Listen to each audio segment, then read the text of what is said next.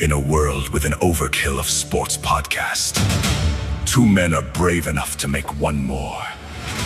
A show where topics are endless and brackets are king. Fan stream sports and the Rink Brothers invite you to help make decisions of a lifetime. Where the choice between Fruity Pebbles and the DuckTales theme song can change the course of human history. Sports has a new face. Podcasts have a new enemy. And the world has new heroes in March Chadness.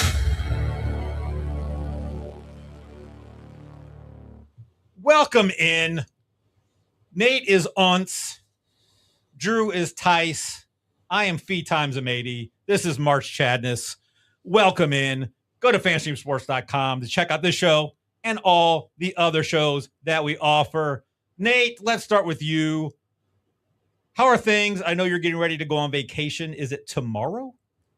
No, we leave Sunday, probably 10:30 or 11. We can't check in until like 4:30. That's not bad. But you wearing a backwards hat is really making my day. See, I wondered how long it would take before you would say something. It doesn't look as good as it does on you, though. It does not. No, Oh, and shucks. I grabbed it just for this Chad's because not we cool. talked about. No, I am not cool. And you're driving down, obviously, right? Yeah, it's only like 4.5 hours.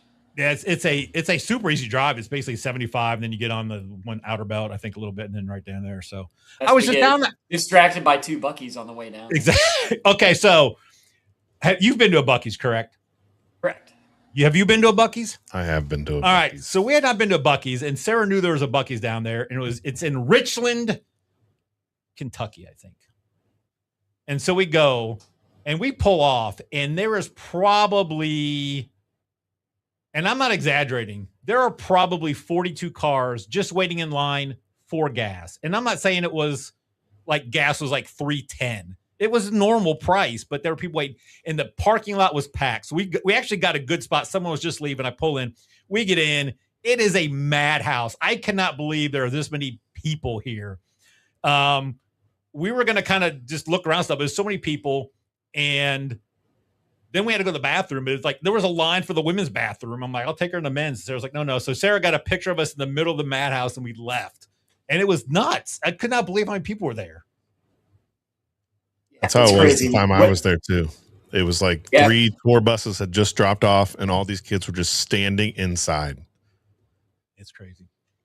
Yeah, when we went, I didn't get gas because we didn't need it really. Yeah. And I saw the gas pump lines. I was like, no. Even though there was like 110, so I can know.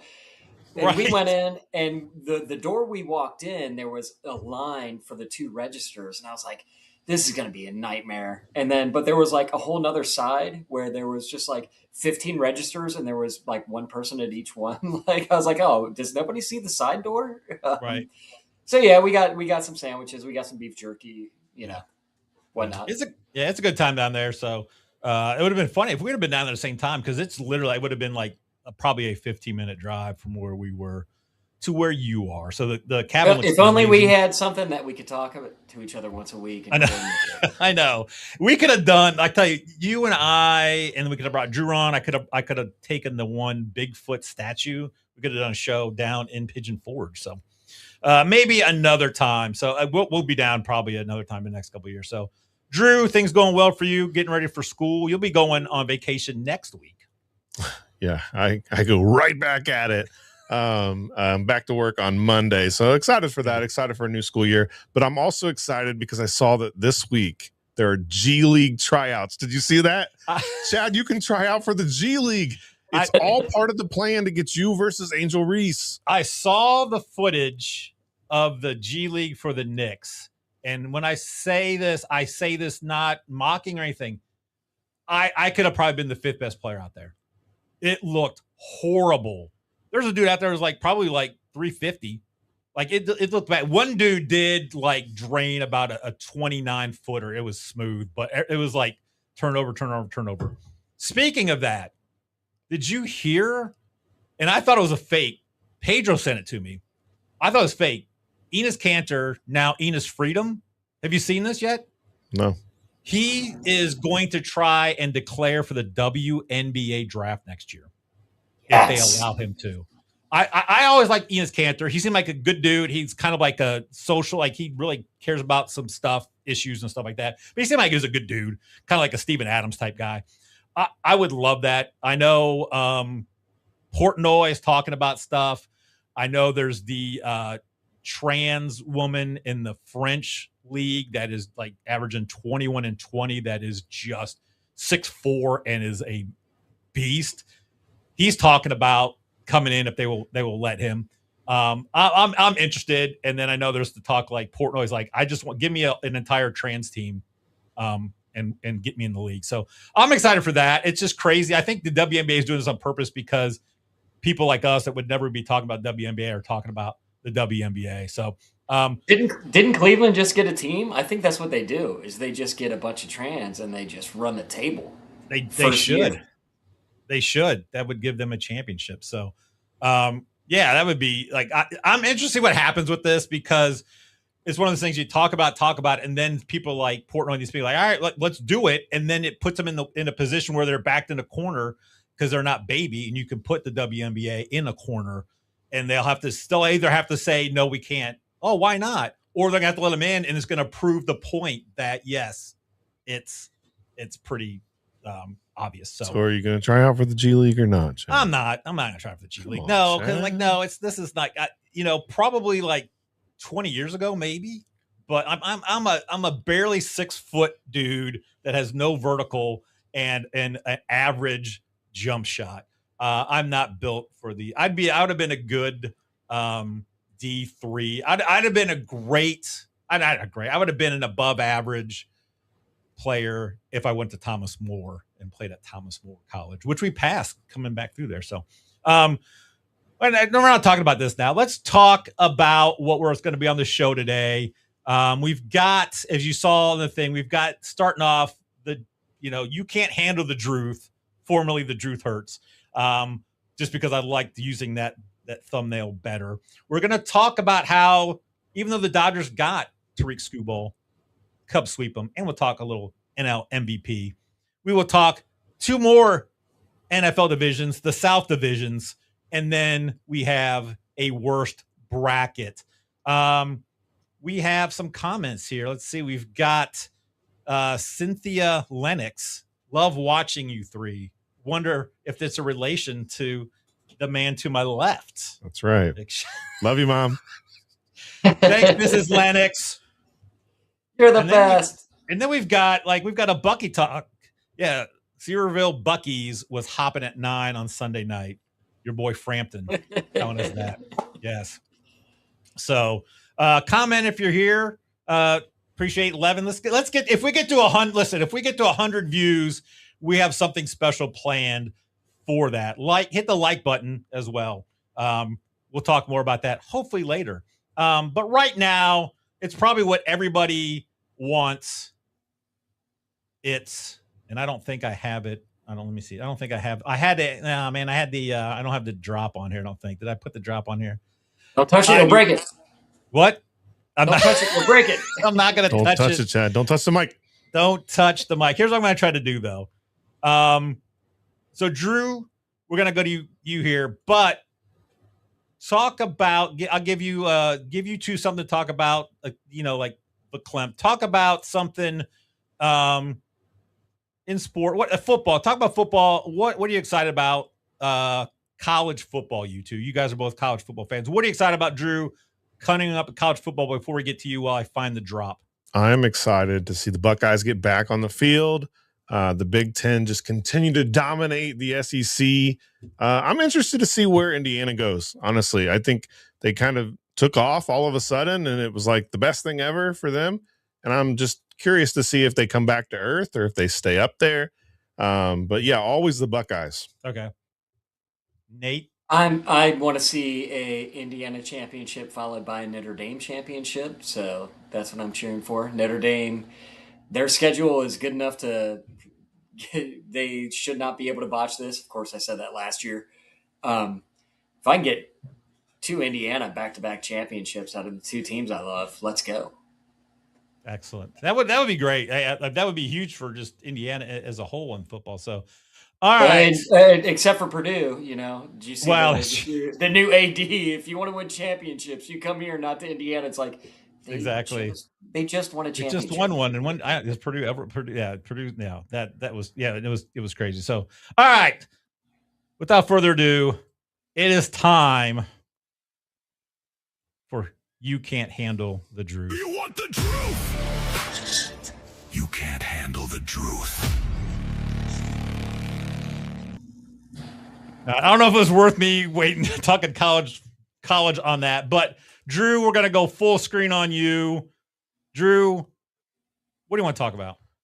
All right. So the Baltimore Ravens have given 5'9", around 180 pounds, Zay Flowers a 4-year, $140 million contract. That, for our young mathematicians out there, that's $35 million a year. That makes him even with Justin Jefferson and tied for the 4th highest contract in the league. Let me give you some stats here for you, Chad.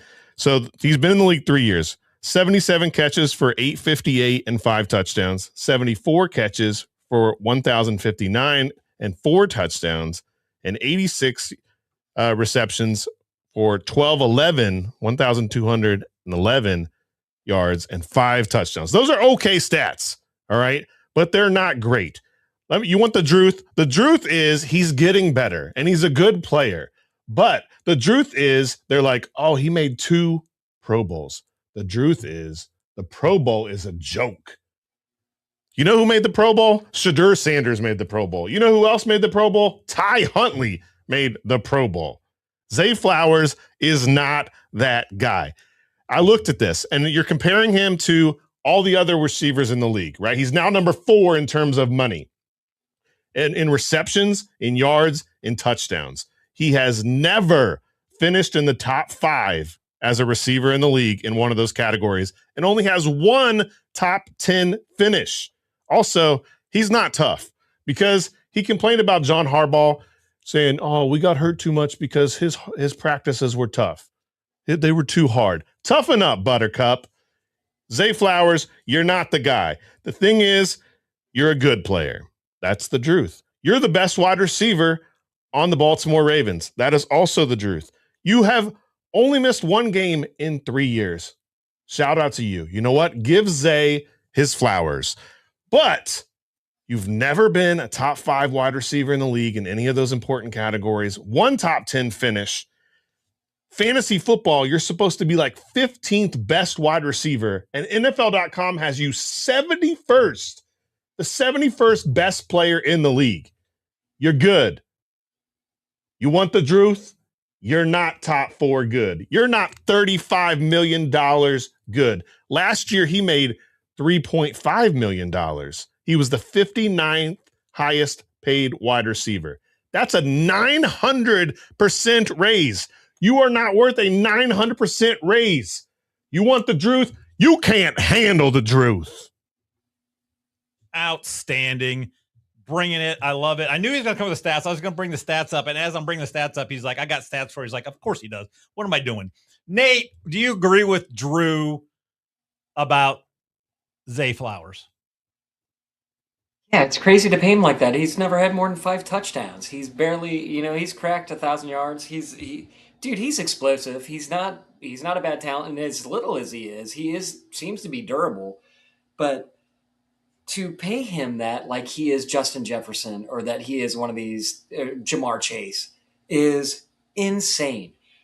You pay guys for, I know you should pay guys for what they're going to be, but I don't think he's going to be that guy.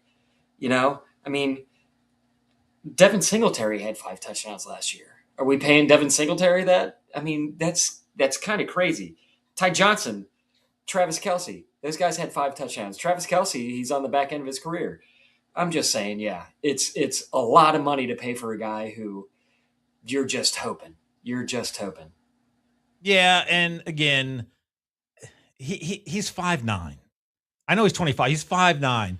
You can find a Zay Flowers somewhere else, and to pay him that much is unreal. Like there's probably only 5 other teams that he would be the best wide receiver if he went there. He's not Tyreek Hill. He's not that kind of burner. He's a good kind of slot guy. He can get separation, but he's not a guy that's a game-changing type receiver. Like, teams aren't going in to play Baltimore like, hey, how are we game planning against Zay Flowers? And I'm telling you, like, if Zay Flowers did not have the running ability of Lamar Jackson, the running ability of Derrick Henry, like, he's just a guy. And why are you paying that much on a guy? Like, that's amazing. I didn't realize he had jumped that much. Yeah, from $3.5 million to $35 million. And this is why teams like are stupid. Like, I'm like, and again with wide receivers too, it's like you kind of can go through this and that. Like with running backs, you never want to pay the running back their second contract. So, yeah, it's ridiculous. I could not believe when I heard that. And then I wasn't sure what you're going to talk about. And when you said that, I was like, okay, that makes sense. So, and again, none of us are Ravens fans. So this is not like a fandom, a homer kind of take. It's just and we're not Browns or Steelers fans no, either. It's like, not. No, we're not. So we don't even it's just nuts to see that on a guy like him. So, I mean, if he's mid like teens for fantasy, like, you're not even my number one receiver in a 12-team league. No. You're not anybody's number one fantasy receiver. If I had him as my one, or even if he's my two, I'm like, I better have some good running backs. So yeah, maybe a flex. Exactly, maybe a flex. Oh, speaking of flex, I did that. Flex. Who's got that flex appeal?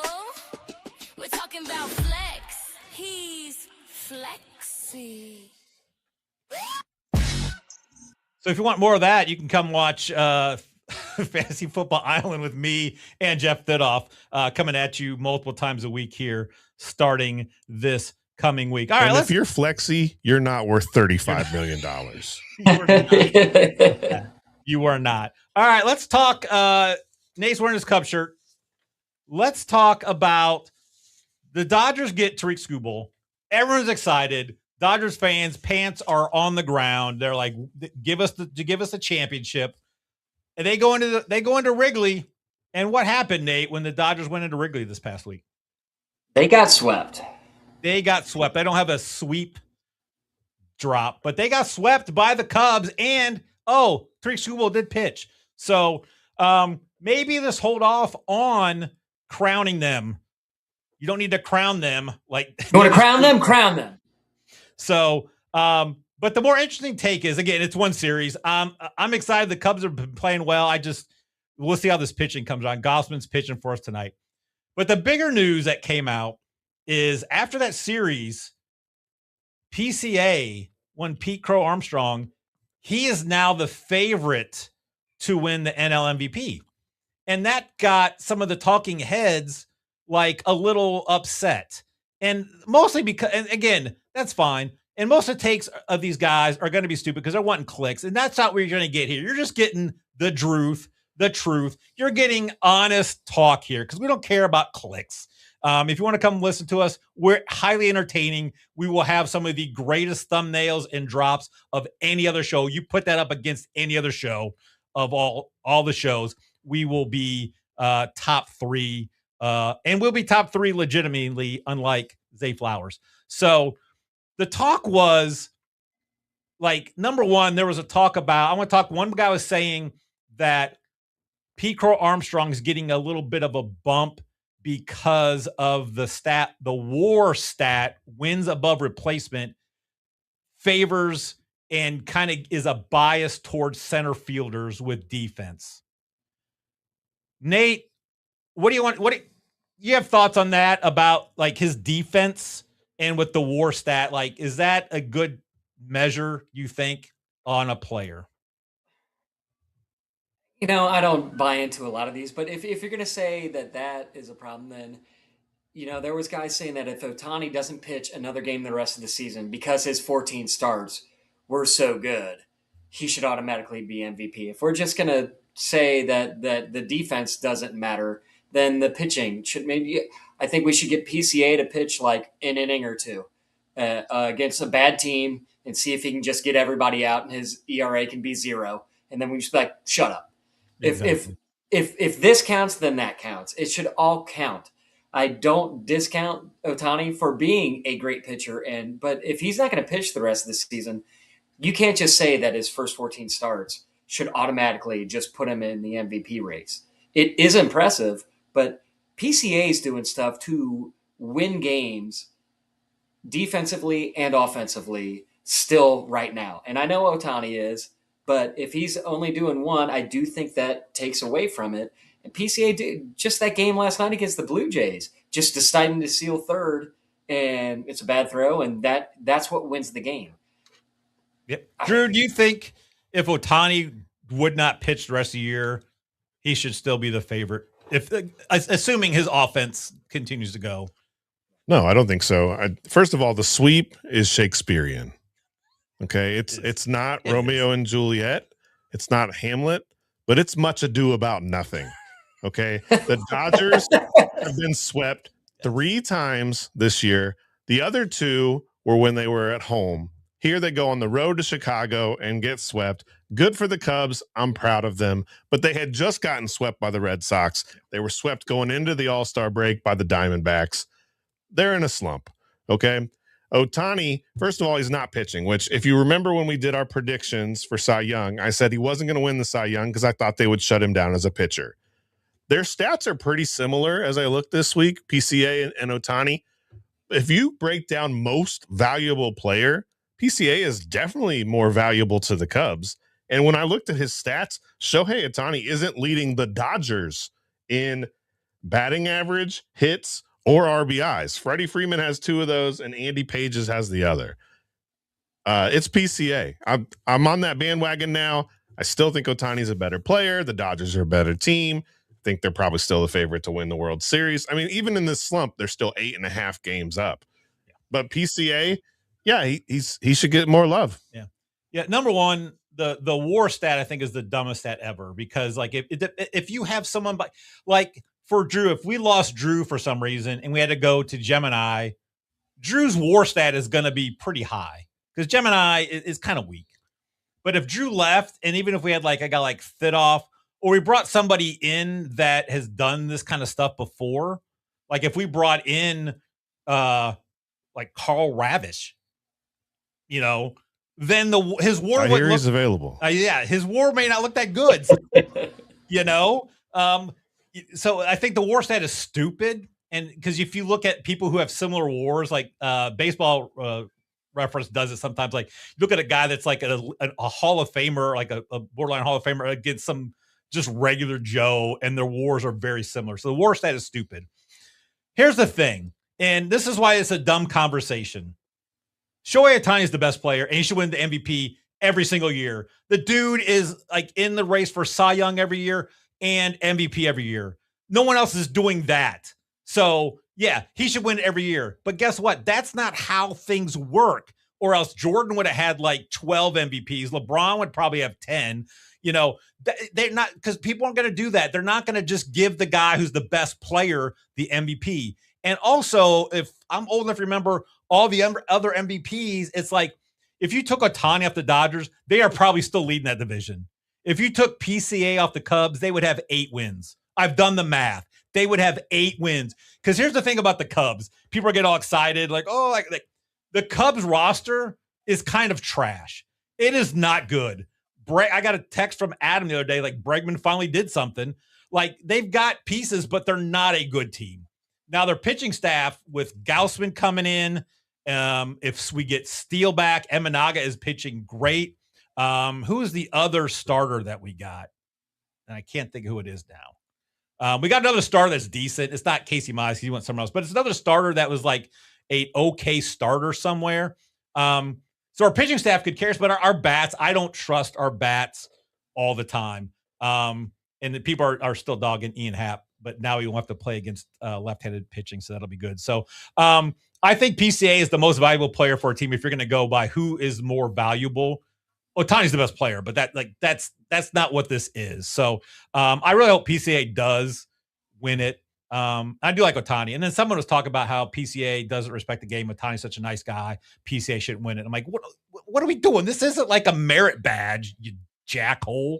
It's the MVP. So Yeah. I'm going for Ric PCA. Flair's not one of the best wrestlers because he was a heel. That's he was- crazy talk, dude. It's crazy talk. No, but I think it's those two. There's nobody else in the NL that is even gonna come close. I think PCA could sneak it out, but it would not surprise me if they give it to Ohtani as well. All right, let's talk NFL. NFL, it started this week with the Hall of Fame game. And I'm excited and also bummed because in one of our fantasy football shows, I talked about how a sneaky quarterback this year could be Carson Beck. And not because I think Carson Beck is a good quarterback.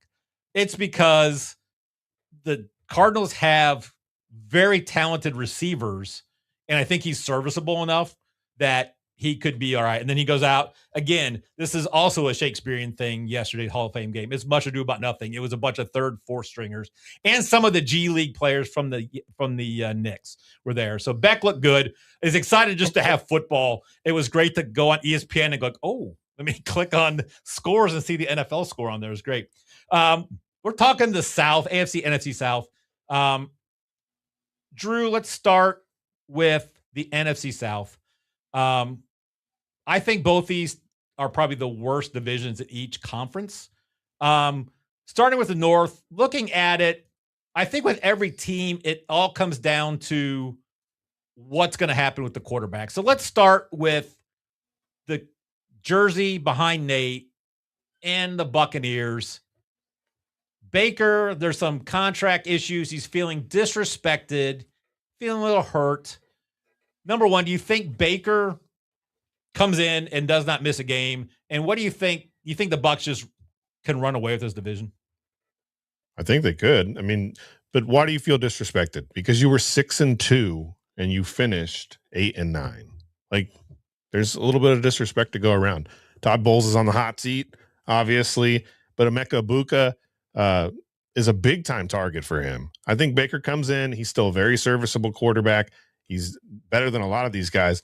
Jalen McMillan, 7 touchdowns in the last 5 games in 2024. He's really coming on. And so I think that's going to be good. Reuben Bain, we saw him wreck the college football playoff, and he's coming in. And I think the Bucs are the favorite. Yeah, I would rather have Jalen McMillan as a wide receiver on my team than Zay Flowers. And that would be both for, not for fantasy, because I think Zay's getting more. But if I was a general manager, give me McMillan. Nate, what are your thoughts on the Buccaneers?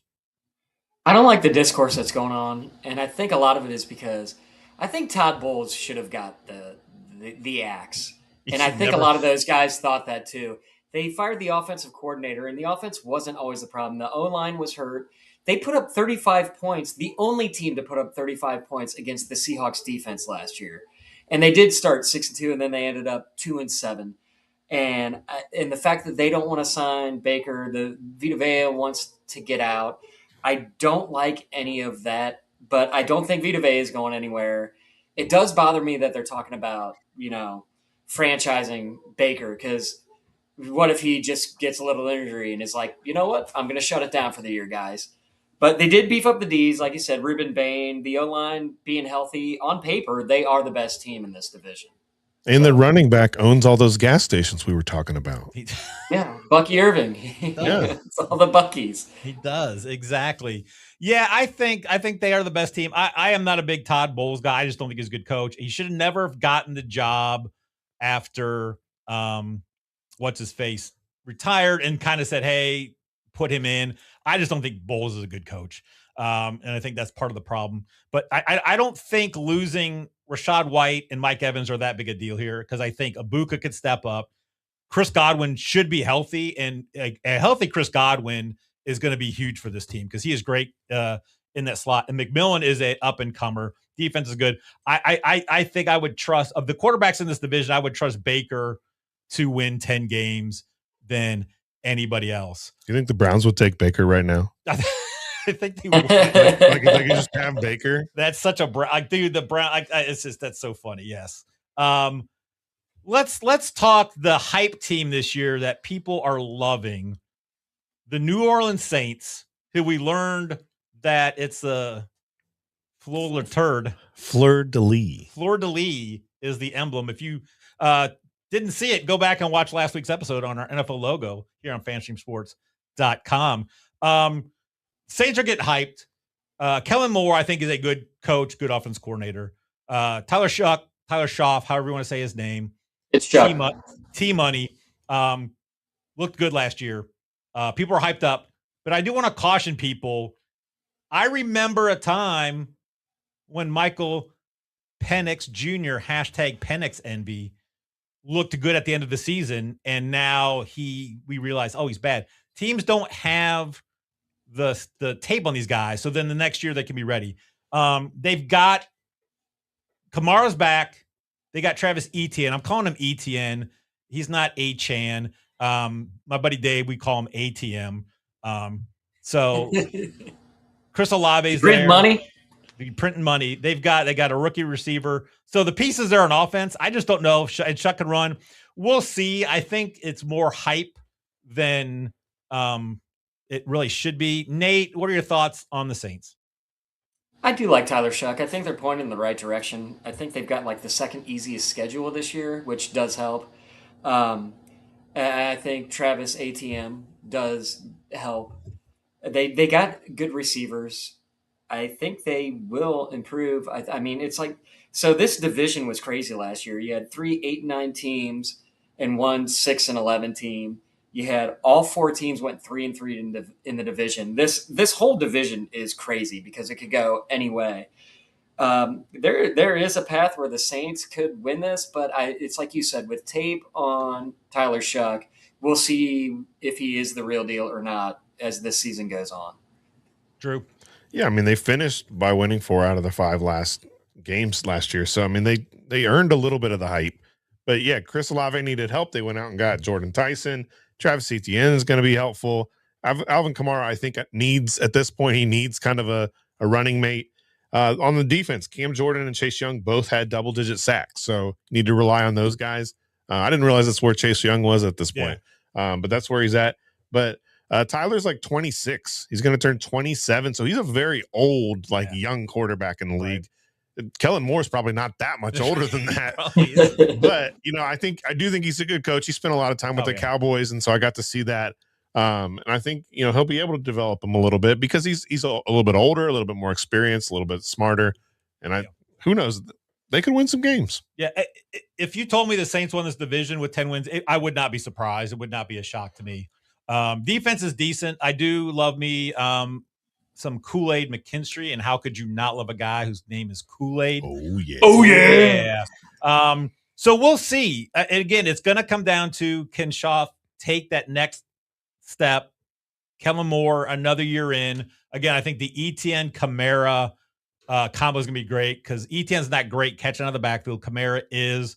They can put him in the 2-minute drill. They don't have to use him, like you said, Drew, as much. I think Jordan Tyson can be a stud. And I think I would rather have him more than Zay Flowers. Let's go. Let's go on.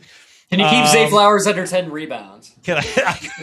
He's 5'9". He's 5'9" at 183 pounds. I think I should be able to do that. Zay Flowers, let's make it happen. Although he has $35 million, so he could pay somebody else to rebound for him. Exactly. Let's go to the Panthers because I just think they're bad. Is this the last shot as Bryce Young to be a Panthers quarterback, Drew? Yeah, I think so. This is year 4 for Bryce Young. I think Tedderoa McMillan, it elevated him a little bit, but I think he also kind of made up for some of his deficiencies. We don't know what we're going to get out of the running game, right? No more Rico Dowdle. We got Chuba Hubbard. We got Jonathan Brooks, who's played 3 games in 2 years. But yeah, I don't think Bryce Young is very good. And I think Tedderoa is good, but I think he kind of masks some of Bryce Young's issues. Yeah.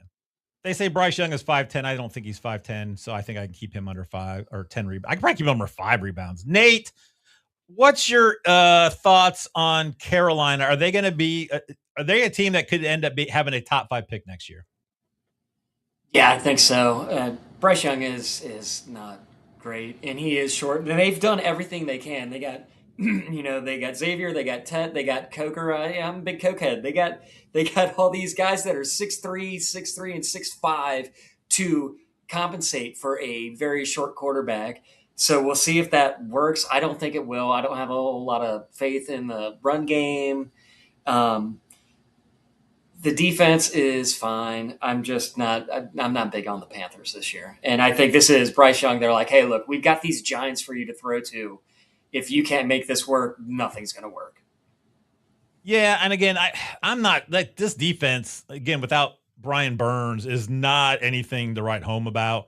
I think their coach is decent. Canals is a decent coach. I think if you just give him time, and I think you just got to give him talent because they that's what they lack. And so I just think much like their logo from last week's episode, it's just not that good. And so if the Panthers had 6 or more wins, it would surprise me. I think we end up seeing Kenny Pickett a lot this year just because Bryce Young's not good. And I think they figure, hey, see if Pickett can at least do something, then we may not have to draft a quarterback. I think if Jonathan Brooks stays healthy, fantasy wise, he could be a sleeper pick. He was a stud coming out of college. He just has had injuries. So, but the Panthers just have no talent. So that leaves us now to the Atlanta Falcons, which is an interesting team because they have not one, but 2 left-handed quarterbacks. So Nate, starting off with the quarterback spot, do you think Tua, number one, do you think Tua plays a whole year is my first question. My second question is, are Bijan and Drake London good enough to carry this team no matter who is at the quarterback position? There's no way Tua plays a full year. And I don't know. Bijan and Drake London are good, but I don't have a lot of faith in either of these quarterbacks. And the biggest problem with the Falcons is they lost a bunch on defense just recently. I mean, Jalen Walker is out for the season, and you got James Pierce with this domestic dispute, possibly, under suspension. Although it's not being talked about because Aaron Rodgers called out, a certain somebody, and that's a bigger deal than a guy beating his girlfriend. So their pass rush is going to be bad. The defense is going to be bad. I don't have a lot of faith in either of these quarterbacks to push the offense to make up for the lack of defense. So yeah, I know you had a lot of Penix envy last year, but I don't know. I didn't see it, and I don't have a lot of faith in this team. I do like Stefanski. I do like the coach. I just think he's got kind of dealt a bad hand with the quarterbacks he's got. Drew, do you have faith in the Atlanta Falcons? So the Atlanta Falcons had a left-handed, injury-prone, playmaking quarterback who throws interceptions. And what did they do? They went and got a left-handed, injury-prone, playmaking quarterback who throws interceptions. I do think Tua here is the better option. I think in the wide zone rushing scheme that Stefanski likes to run, I think it builds on his strengths, which is important. Stefanski, I think, is a good coach. Yeah. And I think Tua is probably the better option. But I don't think Kyle Pitts is as good as like he showed, there for just a second. Drake London, obviously good. Bijan is amazing. I'm a little confused though by this running back room now. Bijan Robinson and Brian Robinson. Like, how are they going to figure out who's who? Robinson. Be careful fantasy drafting if you're right. I know they're both going to be ATL. Yes, and again, you got to remember against the Bucks in December last year. Kyle Pitts had that 11 reception, 166 yard, 3 touchdown game, which makes his overall stats look quite impressive. I'm with you. I think Tua's there's a lot of things that Tua's not very good at the quarterback spot. The one thing he is accurate. So, and if they do a lot of check down, Bijan could be huge. I just don't think they have it. I'm telling you right now, and I said it on a guy's pod. He's doing a mock draft, one a day for 30 days leading up to the season. He's in a betting thing. And I said, hey, Carson Beck, look up for him. And then I said, they're talking about the Atlanta quarterback spot. And I'm like, Jack Strand will be starting for the Falcons at some point this year. And he's like, are you trolling me, Rink? I'm like, I don't mess around with that. Jack Strand, like that you look at the quarterback room, because after those two, you got Cooper Rush, who He's Cooper Rush. You are very familiar with Cooper Rush. I am. And why not? Like Penix is bad. Tua could die. And then why not just go Jack Strand? He's like 6'4". He's got an arm. Why not? And then just if you're gonna tank, just full tank. You can full tank. I know you don't go full retard, but in football you can go full tank. So that's the NFC North. Not exciting. We can do However, predictions. NFC South. Oh yeah, the North. That's the South. Oh, the South. My bad. I was thinking that. Yeah. We can do Predictions. Your favorite Predictions. teams in the NFC North. It is. Yes. Predictions. I'm going Bucks, Saints. I say the Falcons because they go 3-0 under Jack Strand the last 3 games, and they beat out the Panthers, and then the Panthers end up in 4th. Drew. I'm going Bucks. I'm going to say the Falcons hold on a little bit. New Orleans still figuring it out with the young quarterback and the young coach. And I think the Panthers fall to the bottom. Yeah. Nate. Yeah, I was waffling. This waffling moment not brought to you by Ego. I was trying to put the Saints up there because, like I said, if they're going to franchise Baker Mayfield, he might just shut it down, but that's not in him. Yeah. The fact that he's angry, he plays better angry than any player possibly ever. I think he's going to go scorched earth and just do everything he can. So I think it goes Bucks, Saints, Falcons, Panthers. Gotcha. All right. The NFC South is not very good. However, I think they're better than the AFC South. So let's talk about the AFC South. Let's talk about, I think, the only good team there, and that's the Jacksonville Jaguars under Liam Cohen. Whoa. Quite a turnaround. I think they've got the most talent. Can they repeat? Nate. In my history of having T-Law, aka Horseman, as my quarterback, no. The guy always gets my hopes up and then he lets me down.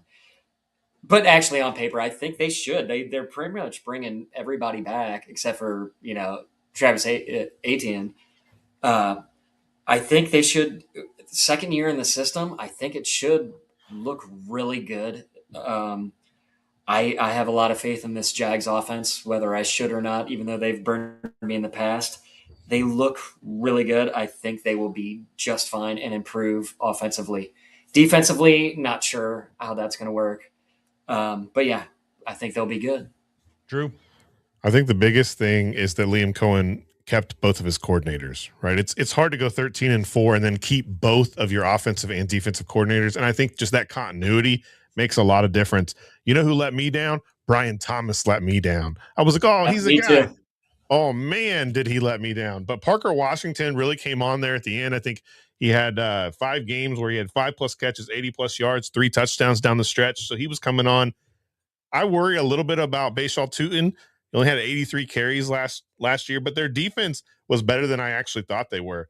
They had 31 takeaways, which led the AFC, and they led the league in run defense. So their defense was steady. They lost Devin Lloyd and didn't replace him. We'll see. But I think just the continuity in the coaching staff makes a lot of difference, especially in this division. Drew, that's a great point because like that, you don't know how difficult it is. Like a team that does well, they lose a coordinator or both coordinators and then replace them, and it's not always going to be the same.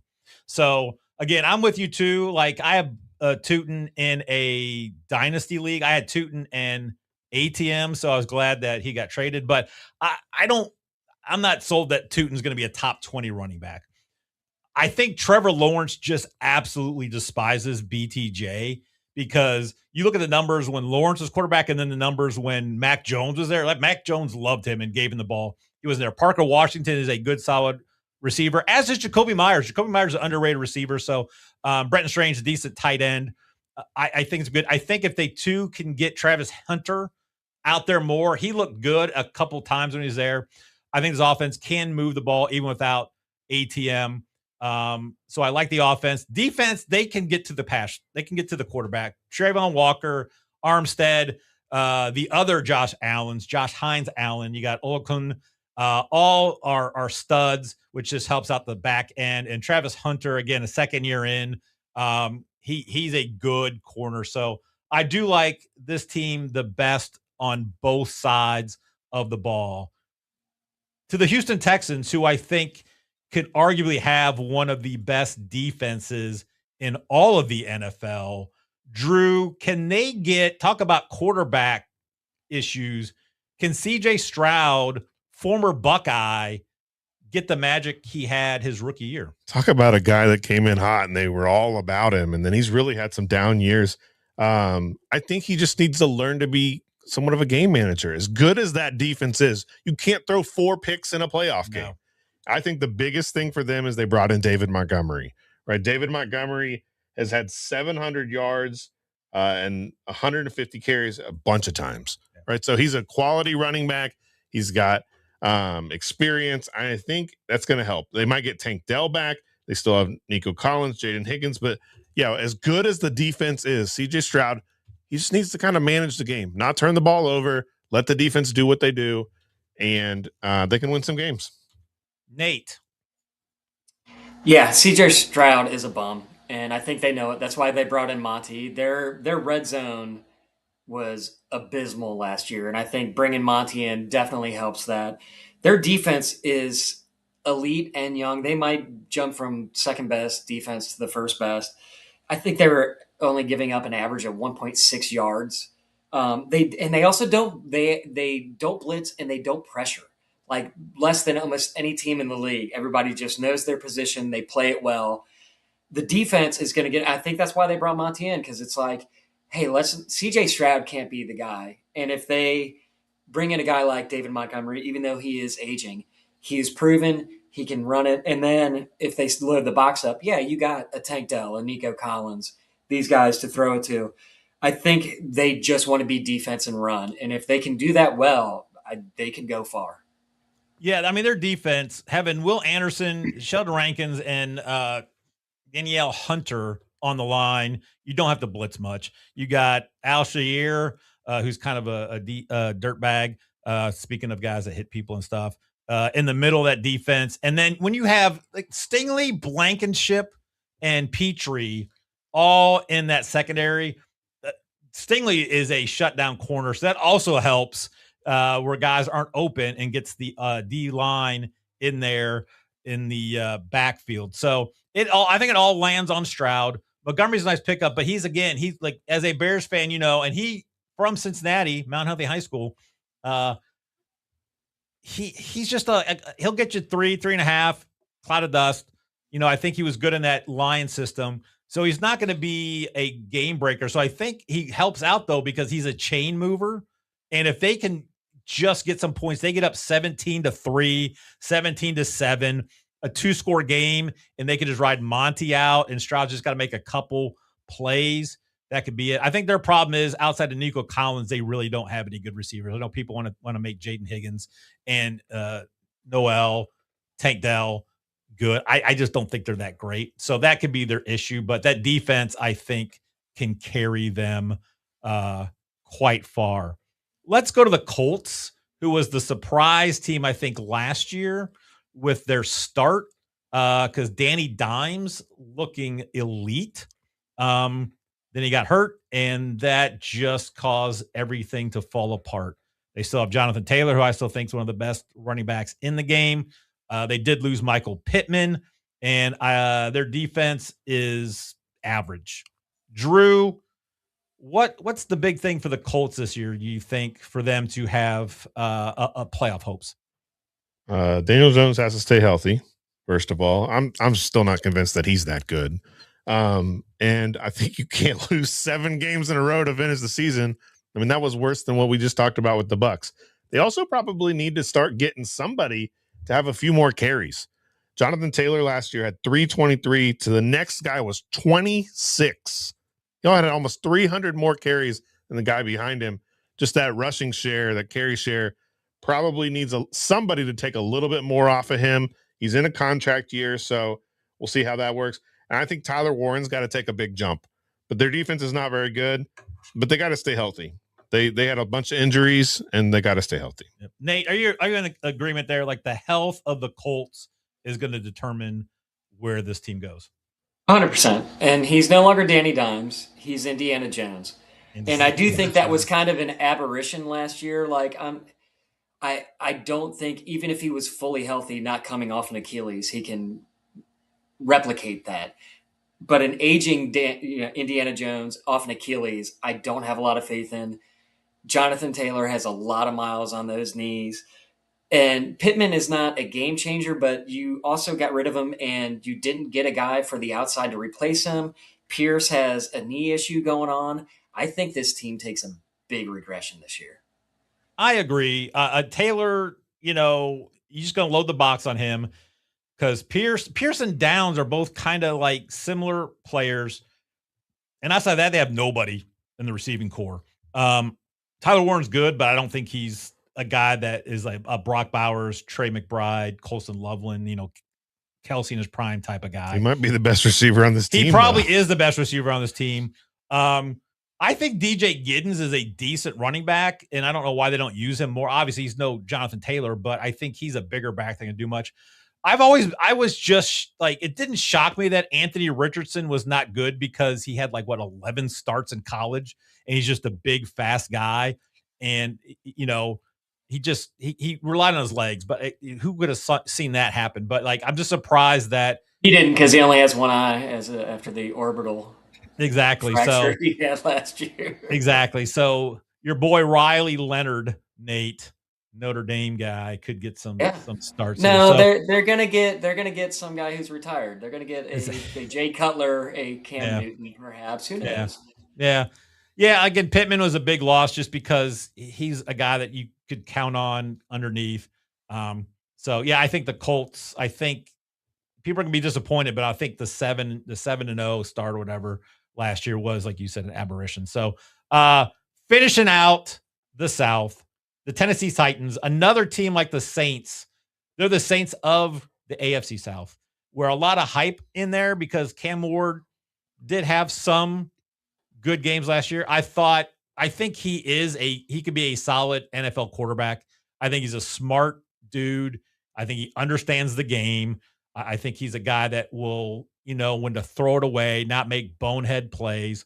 And he's a gamer, I think, too. So getting Carnell Tate, former Buckeye, was huge. Calvin Ridley, if he can be the Calvin Ridley of 3 years ago, maybe they should let him gamble some more. That might help. And then Wando Robinson, who I think is a sneaky fantasy play as a wide receiver. They brought Brian Daboll in as their offensive coordinator, which I think is a great move. I think Daboll is one of those guys. He's a better coordinator than a coach. So it should help. They got Pollard, Spears, Singleton, I think their running game, and Michael Carter. So I think the four of them can combine to be a good backfield. And then their defense is solid. Drew, what are your thoughts on the Tennessee Titans? It's interesting as we've looked at these bad divisions. Some of them have featured Cowboys, cast-offs at running back. Rico Dowdle, Tony Pollard. I think one of the biggest things that happened here is they brought in Brian Daboll to help Cam Ward. Yeah. And so you can say whatever you want about Brian Daboll. I don't know that he was a head coach at one point, right? Not a very good head coach. But he's worked with Josh Allen. He's worked with Daniel Jones. He worked with Jackson Dart a little bit. So I think that's going to help a young quarterback, but I think they're bad. Wando Robinson, not great, I don't think. Carnell Tate, very good receiver. I think they'll be a little bit better. They've been 3-14 2 years in a row. Yeah. So probably a little bit better than that, but not quite there yet. Nate? Yeah, I agree. I think they're putting pieces together. I think Daboll and Robert Saleh getting Carnell Tate and getting Wando Robinson. I think they're going to probably be a 5 or 6 win team instead of a 3-win team. Fun fact, do you know where Cam Ward started his collegiate career, Chad? I do not. Incarnate Word. And there you go. Incarnate Word. Those of you that are true fans of the show, back when we first started talking about college basketball, Incarnate Word was our team last year because they gave our Hoosiers a game early in the season. We thought, and then they just weren't great. But that Cam Ward, Incarnate Ward, MVP. Pride of the Cardinals. Pride of the Cardinals. Another fun fact, the starting left cornerback for the Titans, Cordell Flott, which is also the name of the Saints logo, which is crazy. So did you see their like star DT got kicked out of practice the other day for punching a dude in the face? Yes. That's gotta love it. See, that's passion. That's why they're going to be good. That's the kind of teams that are going to be good where they're punching each other in practice. All right, Nate, start us off. I bet he doesn't have any domestic violence because he's punching guys on the field. All right, you got to get it out. You got to get out before you get home. Don't bring your work home with you, people. Roger Goodell, we're giving you good advice. Exactly. Nate, how's this division shake out?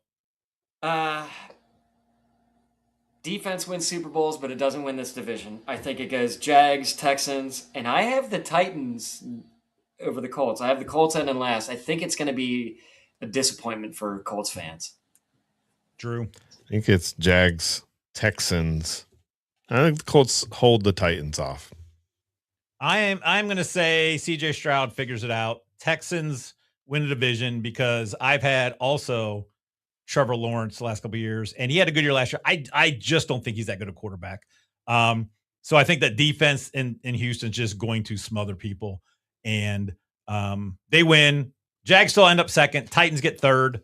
Colts fall apart because they do have to rely on Riley Leonard, and I think Jonathan Taylor gets hurt. I don't want that, but that's what it is. So that's it's probably spontaneous combustion, just like in Spinal Tap. It might be. So the question now, Drew, do you want us to hold off on the West divisions while you're on vacation next week? It's up to you. Because I know next week, I believe Adam, my son, who was on the 21 Pilots episode, go back and check that out on fantasysports.com. He is very capable of filling in. And I know you guys, kind of interesting because you guys are doing Sunday school together. Mm-hmm. So now he can fill in and do that. So if you don't mind, I don't know if you really had some that's okay. big time Raiders takes that you wanted to do. We can always have you when you come back. We can have you talk about it. Kirk Cousins over Fernando Mendoza. That's the hot take. That's the hot take. All right. We'll probably just do it next week. Anyways, I think Adam would enjoy. Sounds good while I'm off doing the college. I thought his name was Datum. Datum. He is Datum. Adam has been like a 30-year-old since he was 4. And then his brothers and his friends have called him Datum because the biggest Datum thing you need to know is he helped me coach my daughter Emily when she was 4 in upward soccer. And this is a Saturday morning and it's upward soccer. It's like 4-year-olds. It's just, I needed him to like, hey, you need to keep the kids that are on the sidelines, not keep them in so they're not eating grass and just corral them. He would show up I show up like Adam Sandler shows up anywhere. I've got a hoodie, I've got gym shorts, I'm just whatever. He shows up, he's got khakis, nice shoes, he's got like he looks like he's like a soccer coach. He's always been Datum, which is why he was able to buy a decent car with cash right before he got married. And he's one of our, like, Sarah and I talk about it. Not that you always worry about your kids, but like Adam's the one, like he should be fine. And if he's not, then he's going to be his father-in-law can handle him. Big question here, guys. So, or to the 20 people watching, if they'd like to weigh in, I'm taking my daughter. I have 2 daughters, proud girl dad. Taking my daughter to college this next weekend. Am I going to cry? I have not taken any of my kids to college because they have not gone, much like in Napoleon Dynamite, Deb, whose mom did go to college. So I say your mom goes to college. I say, because you're dropping her off, right? And then you're leaving. Yeah, but then we're going back on Saturday. They do like this walk around the lake thing where they're being like, walk across the bridge into college. And I just don't know. I say you kind of get teary-eyed kind of during the thing, but not full. I think when you leave and hug her, you will start crying. And then probably the first 10 minutes on the way home, you'll cry. And then you'll stop. And then you'll cry at some point down there. I see. Like a song will come on. Did any of our viewers chime in? Do they think I'm going to cry? They did not. However, let's do it because who knows when we're going to get 100 viewers. Let's listen here. We just lost a viewer. So, so we have 19 viewers. We never get likes here. Oh, someone commented. Let's bring it up. You are going to cry trying to put her furniture together. So My wife will put the furniture together. That'd be more of a yell. Yeah, if you are in Sunday school with us, you know Drew is a scholar. He is not handy in that way, so that is probably true. Like, listen, 19 views. We still have no likes. I don't know why anyone does like it. So I'm going to do something. We're gonna try to get likes and other things here. So I'm gonna turn over these two guys here for a minute now. Hello. Please like our video. Please. While you watch, like our video. Please. It would mean so much to me if you'd like our video. Please. Hey. Please. Just like our video. Boy, just want you to like the video. Why can't you like it? You like to like things just like the video. Hi. Hello. How you doing? Please tell your friends about us. You're already watching. You have lots of friends. Just tell your friends all about our show. Come on. You already liked the video. Just tell your friends. Please? Please? I honestly and sincerely would like you to tell your friends about our show. Sweet mother of God. What is the holdup? Just tell your friends you already liked the video for the love of all that is good in the world. Hey, you look great. Please leave us a comment. Hey, don't shake your head. Hey, look at me. Look at me. Please just leave us a comment. You're already watching. You already liked the video. You told all of your friends. You have opinions. Just leave us a comment. Hey, please? I really need an answer. And I would like for that answer to be yes. Please? Please just leave us a comment. Please? Can we just end this cruel charade and just leave a comment? Lordy Gordy, is anybody listening? Sweet Lord. I'm not going to beg you. My track record speaks for itself. I'm confident that you'll make the right decision. We're all confident. Like the video. 20 of you are watching. Half of it is Drew's family. So, and they're yelling to like and subscribe. Thank you, Drew's sister here. Like and subscribe the video. Please do that. It helps the algorithms and the robot overlords. All right. That was fun. We'll probably do it again. If you didn't know, that was the Hurley Boys from SNL with Chris Farley and Adam Sandler. And it was weird to see you guys play the opposite roles that people would have typecast. What are you trying to say, people would have Chad? typecast you for. What are you trying to say? What I'm trying to say is it's time to talk some brackets. We're talking brackets, y'all. We love those brackets, y'all. They're talking brackets, y'all. We love those brackets, y'all. All right, the bracket tonight, worst household chores. This is something I think we all can identify with. I know we all have our own personal, like, least favorite of all. We put together 16, so it's a shorter bracket, but I think we're going to have some good discussions on these. So just going to break them down here. Number one seed, cleaning the toilet, up against putting groceries away. We have dishes against folding laundry is the 8-9. Picking up dog poop is the 4 seed. Giving the dog a bath. So, Nate, what is that? It's a dog off. Yeah. It's a dog off. Dog off. Cleaning the oven and cleaning the gutters. The matchup 5-12. Unclogging drains. Cleaning the fridge is the 3-14. Going down the bottom. Making your bed. Changing the sheets is kind of one whole thing. Versus cleaning the shower, vacuuming the stairs, just the stairs, not vacuuming as a whole, against pulling weeds, and ironing versus dusting. That is our bracket tonight.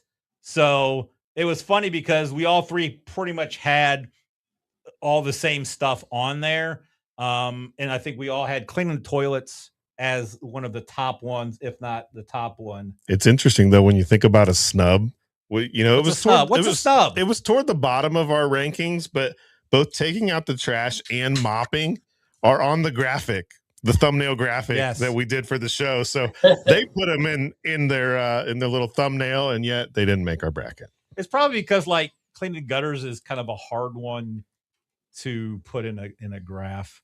I noticed that. I was like, I'm not going to try to change that because it's just, it's too much effort. So Nate, were there any snubs? There was one that you really want to talk about that's not going to be on here. No, we all pretty much had the same stuff. Yeah. Most of this stuff just really sucks. So it does. Now, you guys had mowing the grass on there. Like shoveling the snow is kind of a pain. I enjoy mowing the grass. Like I just like putting the headphones on, going and doing it.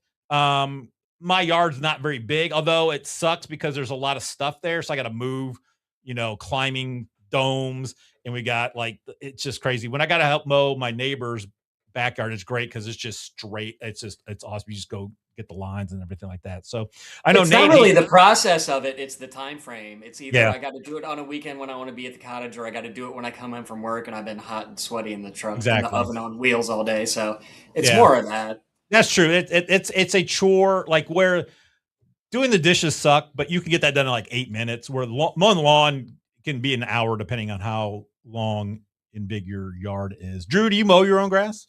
So I mow the backyard, and someone mows the rest of the side yard and the front yard. Gotcha. There you go. Yeah. But before we start, I think it's important to acknowledge as we talk about these worst household chores. My wife does so many more of these than I do. So shout out to her. Growing up, my mom did so many of these household chores that I didn't have to do. So shout out to some of the women in our life that do this stuff a lot more than we do. That is awesome. That's why Drew's here to keep us in like our wife. Like I know Nate and I probably my wife does there'll be times she's like, it's weird. I do more now that I'm working from home.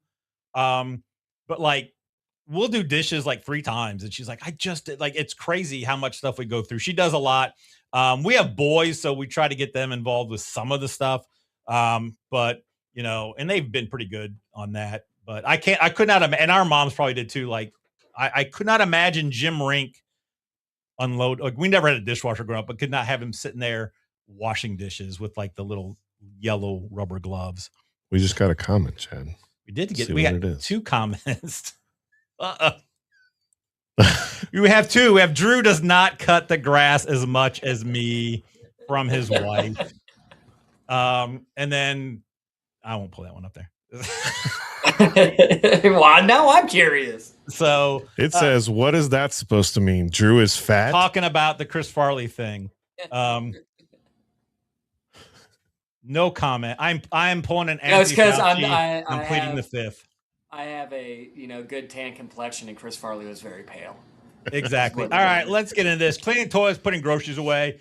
I didn't think about groceries, but I had to go to Walmart, Kroger, Aldi between 9 and 10 today to get click list orders. And carrying them in is fine. Going to I don't mind grocery shopping is fine. But once you get there, it's put them away sucks, because then you got to rearrange the fridge. You got to do Tetris sometimes. There's a freezer, all this stuff. So it was a sneaky one, but I would rather have to put groceries away than clean a toilet. Drew, are you with me? Yeah, absolutely. I mean, it's gross. There's a splash zone. It's hard to get in those cramped spaces. Not that I clean the toilet very often, but yeah, putting groceries away. Sometimes I like the puzzle. I like to just kind of bring it in. All right, this is frozen. This is whatever. All right, this needs to move. I'm a puzzling kind of guy. You are a puzzling kind of guy. Nate? It can be frustrating when certain somebody does the click list and doesn't know how little room we have to put things away. But still, cleaning the toilets is the worst. And I will say that is the downfall of the bidet. It's just one more thing to clean. But it's still totally worth it. It is, because with that, and then downstairs we have one in the main bathroom for my mother-in-law to have the puller stuff up and stuff. that get underneath, you'd be like, we have boys, so it's underneath, it's nasty. And I've realized like it smells like pee a lot. Like, oh, it's probably because that you got to pull that up, clean. It's just the worst. So that's why it's the number one seed. All right, dishes and folding laundry. Interesting one, because again, the folding of, I don't think the laundry itself, because laundry, washing, dump it in, soap, do it, done. Oh, it's done. Take it out, put it in the dryer, boop, done. Then you take it out in the basket, like, so it's just the folding of the laundry, not laundry as a whole. Nate, is there one of these you prefer or one of these that you just absolutely loathe? Well, we have a dishwasher, so it's literally just loading and unloading the dishwasher, which isn't that bad. And when we were growing up, we didn't have one, but there was three of us, so we took turns: one washed, one dried, one put away, and then you would rotate. And honestly, folding laundry, I don't mind it because I just do it while watching the TV. Like I'll be sitting there and watching either Sports Center, or if I'm doing it at night, there's usually a Cubs game on or some sporting event on. It really doesn't bother me, but I think I'm in the minority because nobody else in this house ever wants to fold and put their laundry away. So I'm going to go with dishes just because if I didn't have a dishwasher, I'd be super irritated. Yeah. And folding laundry really doesn't bother me that much. Drew. This is a wonderful bracket because every single person has an opinion. Yeah. Right. So I was at a summer retreat the other day at work, and I was just telling a couple of people I've been on a podcast and mentioned the bracket. And immediately people were like, this is my worst. And someone immediately was like, folding laundry is the worst. It's absolutely the worst. It's number one. And I was like, okay. What I'm not very good at is once the laundry is folded, it is now in a pile. And sometimes I just don't want to put them away. So I'm like living in, like I'm in a hotel, right? I'm just living out of the suitcase and the pile on the floor. I'm not very good about that. Dishes are the worst because they never stop. Like you finish the dishes, you have to clean off old food and crap that's on them. You put them in the dishwasher. And as soon as you start that dishwasher, well, here's a plate, here's a cup. Dishes are the worst. You're going dishes? So they both I would have done dishes too, because again, I'm with Nate. Like I don't mind if there's something on that I can watch, like I will do that. If I know I have to fold, I'm like, dude, if there's a game on, I'll put it on Psych. Season 4 of Ted Lasso. Put exactly. So I don't mind folding as long as there's something else going on. Even if I don't, like I can pull it out, and do it. I don't fold my wife's stuff. I just like kind of leave it in there. I'm like, you can fold, because I know I'm just going to fold it wrong. Do you guys have a preference? We all have dishwashers, correct? Like, yeah.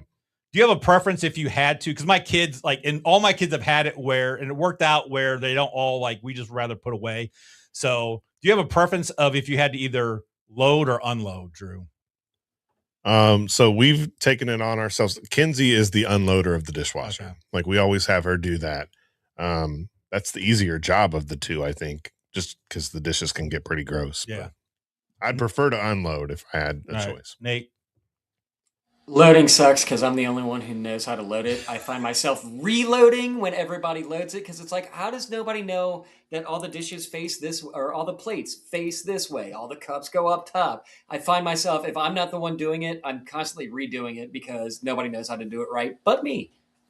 Gotcha. I'm the same way. I'm actually opposite. I would rather load. Like, I don't mind. Like unloading is easier because it's quicker, I think. But then it's like, oh, like if this has got a piece of thing on, I got to scrape it off. If it didn't get clean all the way, if I didn't dry it all the way and put it in, and then someone's like, who put these dishes away? I rather just load it. And then, like I said, you just you get a system. You know how your dishwasher works. Doing that. We just have the problem with kids, especially boys, that once one person puts a dirty dish in the sink, everyone just assumes the dishwasher is full, and no one just looks at there, and they just look, and that sends my wife up the wall. She's like, they were just in here, they saw me unload it and stuff. So yeah, it's dishes for me as well. Drew's wife, man, thanks for commenting. While you're commenting, why don't you just like the video? I said that I've been leaving the pile. Drew has not put a pile of clothes away all summer. You would fit in well with my kids, because my kids never. They would just get the laundry baskets in the back, and then we run out of laundry baskets, and like, where are the laundry baskets? Probably back in the back. There's like 6 of them, and like 3 of them are empty. They just didn't bring them back out. So I help with the laundry. I'm just not very good about putting them away because I don't mind just taking them out of the pile on the floor. And walk around it. All right. The dog off, picking up dog poop, giving a dog a bath. I think this one's pretty easy. I just put them together because we could have a dog off. Giving a dog a bath can be a pain depending on where it's at, especially in the wintertime. If you don't have a tub, you got to shower. If you have a big dog, if you have a wild dog. Stanley doesn't like it, and he always hides. So I got to like drag him out and pick him up. We used to have a bathtub. I now just do it outside, and then I put him in the shower once. But then he just is resigned. Once he gets in there, he's like, he just sits there and just gives me this look like, so he's not bad. Picking up poop is the worst. I don't like it. We had 2 dogs. Debo was like a 90-pound Husky Doberman mix. He was the greatest dog. He was so awesome. We had him for like 8 years, took him on a walk. I think he pooped once on a walk. It was the best. He just, for whatever reason, would not poop on a walk, and I loved him so much for it. Stanley will poop 3 times every walk. Like, I don't know what he's like a little dog. He's like 35 pounds. It's unbelievable. I'm like, sometimes I'll let him out back, and I was like, go poop before we go on our walk. But he just poops all the time. So I don't like picking up poop. It's just crazy. Especially if you have a hole, and you got to check the Kroger bags before you do it. Drew, do you have dogs? I do. I have 2 big dogs. Buckeye, who's actually named after the peanut butter treat, not the candy. Okay, and that's what my daughter will tell you. She yelled at me the other day about it. And then Des, who's obviously named after Des Bryant. There you go. But they're big dogs, and they poop a lot. And I am the one, even though I am not a huge dog person. Like, the dogs love me, and I love the dogs just so much. But I have to pick up all the dog poop, and it's gross. I mean, it's gross, especially when it's wet. The dogs the other day got in the pantry, right? And so now I'm picking up poop that's got muffin wrapper and Pop-Tart wrapper in it. It's just gross, and it never stops. And I have to do it before I cut the grass so that I don't step in it at all. Yeah, it's a never-ending thing, and it's annoying. Yeah, that's mowing the grass over the poop is horrible. Nate, you have dogs. It's poop, right? It is poop. Wrigley's not so bad because he's still a little guy. Kevin Bacon, on the other hand, just leaves some big old landmines out there. And yeah, especially after we've been getting some rain over here. If you don't get it up before it rains, it's like, do I even pick it up? Because now it's just a mess. Yeah, and I'm sorry I dropped the ball on the dog off. I was drinking some water when you asked me that question because I was yelling like Chris Farley, and I was very hoarse. I figured you were because you're off screen. So that's like hey, we can do something real quick. I guess our 6 likes. I don't know why the likes aren't showing up on my video on here. So, oh well. Thanks for liking. Yes, thank you. So it worked, guys. We're bringing it back every week. Dog poop goes. Cleaning the ovens, cleaning the gutters. Nate, have you ever cleaned your oven? No, every oven is like self-cleaning now for the most part. They have the cleaning mode. And gutters, I also have the gutter toppers, so I don't do that either. But I do have to go over to my father-in-law's all the time because in his age, he insists on just getting on a ladder by himself and getting up there and blowing it out. It's like, Bill, stop. Let me hold the ladder. I'll get up there. And every time I do it, I'm like, I remember why I got the gutter toppers. Cleaning out the gutters is the worst, especially if it's wet. You got to get where the downspout is, and it's just stanky, nasty.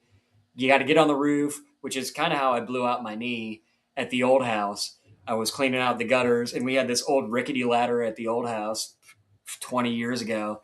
And the one part of the roof was like 9 feet off the ground. So I was like, I'll just push myself off because I didn't trust the ladder. And it worked like 5 times. And then the last time I pushed myself off, I just landed all left knee and just tore my meniscus. Cleaning gutters sucks. All right, Drew. Yeah, I didn't have cleaning the oven. I had cleaning the microwave. I think that's the worst job because I have to see it. I don't see the oven as much. And like you said, some ovens are self-cleaning. Even still, you maybe once or twice a year. When the microwave gets gross and you got to take out the plate and you got to like do all this stuff, I hate that more than cleaning the oven. But between these two, you could put the gutter guard on it, but I think it's definitely cleaning the gutters is the worst over cleaning the oven. Yeah, it is. You had the microwave on there, and I know it does suck because you get like stuff that you could hear it when someone's popping and it like pops like, oh, that is going to suck. It's such a small area though. Like it does suck to clean it. I just do it quick. The thing with the oven, I think too, is like if you never cleaned your oven, number one, no one is going to know. And number two, I don't know if it really affects the cooking unless it really gets in on the thing. So I probably shouldn't even clean the oven on. And as a 5 seed. So I think it was like early Gonzaga where it didn't have competition and it was like 23-2. So gutters suck. We get them caught. And then the one, like it gets at a spot where if the downspout gets caught and then they get backed up, it's right in front of our front door. And so it's just rain pouring down to the front door. So you got to walk through it like one of the things at water park. Unclogging the drains, cleaning the fridge. I didn't even have unclogging the drains, and you guys had it on there. So we talked about the fridge, having to load the fridge. Better than cleaning the fridge, Drew. Yeah, loading the fridge is definitely better than that. Cleaning the fridge out, I mean, you get in there and you're like, oh, I was going to eat those leftover whatever, and I forgot they were in there. So there's some disappointment. Some of it is in there much longer than it should be, and it's very, very gross. Not only that, but it leads to taking out the trash. It leads to having to do the dishes. But I got to tell you, the first thing I thought of on worst household chores is unclogging those drains. As the only guy in the house, and there's 3 women in my house, the times that you have to do that, and it smells so bad, and there's a gag reflex, and you pull out the hair, and that is the worst. Nate, do you agree? 100%. Cleaning the fridge is more just time consuming, and then you do have to take out the trash. But cleaning out unclogging the drains is awful, especially if it's like the shower, and then you got to take the thing off so you can get down in the drain. It is stinky. We have been investing in, I don't know if you are familiar with the Drain Weasel, which is a great name, by the way, but they're just disposable little things. There's a little crank, and then there's just disposable things that you twist down in there. Drain Weasel works good, but it still sucks. I hate it. It smells so bad. Yeah, that's the worst part about it. And then sometimes if you can't get it, you got to take the underneath part of the sink, and it's so bad. I haven't had to call my buddy who's the plumber, who we just always call. He's a good dude. He's a Cardinals fan, which is the only bad part about him. But I've tried to do more of that myself. But like if the liquid plumber doesn't work, that does suck. And the worst part about the fridge is, and it makes my wife, when it comes to stuff, is the food that you forgot was in there, and then now it's wasted. So I always feel like my wife is always, she'll see that, and then it's immediately like, that's like $2.95 worth of ingredients and groceries. So she's like Jack Donaghy in the episode of 30 Rock, where you saw stuff from his point of view, and it was just dollar signs. Everything had a cost on it. Where I am more like Kenneth the Page, where I see everybody as a Muppet. That's just kind of like the differences there. But it does suck. Like, that like whatever that was, the chicken fajitas were in there. I totally forgot that they were in there because they got pushed to the back. So, but no, yeah, the drains are gross. And I feel like I should not have to clean the drains because I have the least amount of hair on my head as everybody else. And I'm not a big hairy guy elsewhere except my legs. So I'm like, it's not my hair that's clogging stuff up, really. So, but unclogging drains going in there. Cleaning the shower, speaking of drains, making the bed, changing the sheets. I don't like cleaning the shower. I don't mind making the bed, changing the sheets. The worst part about the sheets is if you have to fold the fitted sheet, which goes in the laundry. Making the bed. Do you guys on as a habit make the bed every day, or does your wife make sure the bed is made every day? Nate? We tell the boys they have to make their bed every day and then just shut our door. that is a pro move there for young parents. What is it, the Drew? Jim Gaffigan? Like, I'm not tying my shoes before I put them back on. Why am I? I'm just going to get back in. Exactly. Drew, is that your philosophy too, or is Michelle like? Yeah, she likes to make the bed. Often I will get up and just kind of throw the blanket back toward, so it's kind of covering the space, but not really. Yeah. Although I got to tell you, when the bed is made, it's so nice to get into a fresh made bed. Yeah. But yeah, I'm very often just throw the blanket back and move on with my day. No, it like when you go in, like the bed's made, it looks nice, even though nobody in the entire house is going to see it except us. Because ours is even upstairs. I hate I don't mind we have a king size, but it's great. Like my wife starts making it, I'm in there. I'll just take my side, so it's like half the work, and then I look like, hey, I put in some effort. But my wife does like the bed being made. The worst part about the bed, and this is another guy, Brad Upton's a comedian, talks about it. Like, if I was single, I probably would never make the bed, and I would have probably 2 pillows on it, and we have 6, 7. There's 7 actual pillows. 6, 7, and then like 3 like other like heart pillows. So I didn't know you guys were doing that well. We exactly. Like, oh, they're doing well. They got 6 pillows on their bed. So so you guys shower though, because I don't like, but it needs done because it gets mold and then it's gross, and then the shower curtain or the thing. I mean, so I'm going shower because it's one of those that does need done weekly, but I just hate it because it's kind of a bigger area. And it's just kind of a pain. I don't understand. It's the only place where everybody's going to get clean, and it consistently gets more dirty. It doesn't make any sense. I hate the towels dry us. We mean washing towels? Should be self-cleaning. It's a shower. It should be self-cleaning. Soap and shampoo, nothing but. No, the shower sucks. Okay. Drew, are you with us? Yeah, I will say though that I wear glasses, and so often when I'm in the shower, I can't see as much of whatever might need cleaned. Okay. Maybe I'll start using that because Sarah's not on here. So I'm like, I don't have my glasses on when I'm in the shower. I can't tell how dirty it is. I thought it was clean. Exactly. All right. Pulling weeds, vacuuming the stairs, I think is the toughest matchup. Vacuuming the stairs sucks because we have an old rainbow vacuum, and so it's just a pain, and you got to get the attachment and that kind of thing. But I'm telling you, pulling weeds, I hate. I would vacuum stairs 101 out of 100 times. Then I cannot stand pulling weeds because you really got to get them at the roots, or they're just going to come back. And it's usually hot outside, getting dirty. I don't like pulling weeds, so I don't mind vacuuming the stairs. When I vacuum, I choose not. Like I'm like Jerry Seinfeld when he did not run after winning the race in high school because he got an early start. I choose not to vacuum the stairs. So I'm going weeds. Drew? Yeah, so my daughter Maddie, who's 15, her number 1 was vacuuming the stairs. She's like, I hate vacuuming the stairs. And I think I'm with her.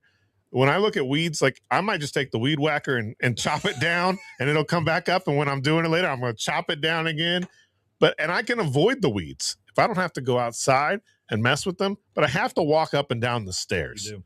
And just having to move the vacuum up and down the stairs, she pointed out, she's like, sometimes the cord doesn't go all the way. So halfway up, I've got to plug it in the top and then go from there. So yeah, it's vacuuming the stairs, I think. There's a lot of moving parts in vacuuming the stairs. Nate? Yeah, I'm in the same boat as Drew. The weed eater does, like, one time a year I got to get down and dirty and get down on my hands and knees and pull weeds. I got the weed eater, does most of it.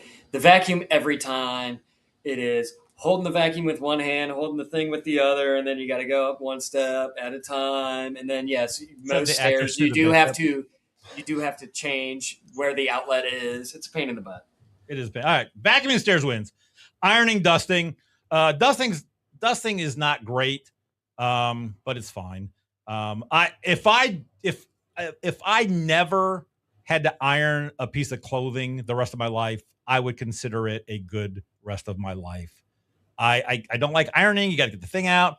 The thing is like it's a Brian Regan thing. It's the noisiest thing, and then you've got one side's hot. You got a point that could spear you, and I'm just not a good ironer. Like I can't get all the wrinkles out. Like, how do you do the pocket? Ironing does not make sense. We should have self-ironing clothes at this point. We're in 2026. Come on, scientists. What are we doing? I'm going ironing. Nate? This is the only thing on the list that I'm so bad at and don't like to do that I just don't do it. I don't think I've ironed anything in 30 years or ever. Okay. So yeah, ironing, it's awful. It's terrible. I'll take it to a dry cleaners and let them. There you go. Yeah. Yeah, I think ironing, it's interesting because I feel like people iron stuff a lot more back in the day. Like I feel like I remember my mom getting the ironing board and ironing things a lot more than we do now. I don't think we iron that much. I probably would have taken dusting just because the particles go in the air and then they resettle back where they are and you gotta dust it again. But I'm outvoted here. You So are outvoted. ironing goes. Yeah, I think because we lived in a proper society back then and people wore like dressed up more often. I think too, like I don't have to iron as much anymore of my stuff because we don't go to church where it's like if you're not wearing a tie and stuff, like you're going to get frowned upon. I work from home 3 out of the 5 days, and then I can wear just a polo or whatever. So I don't iron much at all, except like going to weddings, funerals, and then I'll iron a lot of our kids stuff when they're going to some of the dances or some of that kind of stuff. If Sarah just didn't have time to iron it, or we'll be like, hey, let's just throw the shirt in the dryer with a wet rag and see if that will get most of the wrinkles out. That's what our comment here says. It's called a dryer, Chad. But then you got to get it out immediately, and if you forget, then it's just sitting there getting wrinkled. So and plus, if my kids are going to dance, they got to look good for the ladies. You take it out, you fold all the laundry while you're watching the show, and then you leave it on a in the pile on the floor next to the unmade bed. Exactly. That's right. All right. Cleaning toilet dishes. I think of the things, the toilet, I would rather clean stuff that forks, utensils, and hands touch than bodily fluids. Are you guys with me? Duty's gross. Duty's gross. Plus, there's not like a toilet washing machine. I think the dishes are worse just because they never stop. And when it well, people don't You stop. you guys go a while. But you only clean your. That's true, but I'm not cleaning the toilet. You don't clean the toilet times daily. a day. No, it's like it's every day. chore, yeah. Toilet wins, right, Nate? All right. Poop gutters. Drew. Picking up dog poop. Nate. The only thing worse than dog poop is poop in the gutters. Dog gutters you only got to do like once, twice a year. Right. Dog poop is never ending. And if you be like Nate and smart and put the gutter toppers on, you really don't have to. You don't have unless you put a little bag on your dog's butt, but then you're still cleaning that. So poop does win. Unclogging drains, cleaning the shower. A lot of times unclogging the drain is part of cleaning the shower. Nate, where are you at? Drains, because it's not just the shower drain, it's sink drains. I think I'm going to have to do it in our bathroom at some point because brushing your teeth, it's starting to build up a little bit and you're like, oh, the water's filling up. I'm going to have to clean that drain. It's the drains. Drains. There's got to be some zombie joke with that. Drew, are you with him? Are you drains over shower? Absolutely. If you were cleaning the shower, the worst part about it would be unclogging the drain. Right. I've got to pick up stuff here with my kids and stuff. Got to coordinate it. So drains wins. Drew starts off with vacuuming the stairs and ironing. I'm going to go vacuuming the stairs. You got to lug it up the stairs. We don't iron that much. My wife just texted me. We only iron for crafts, she says. if she's putting some kind of craft together.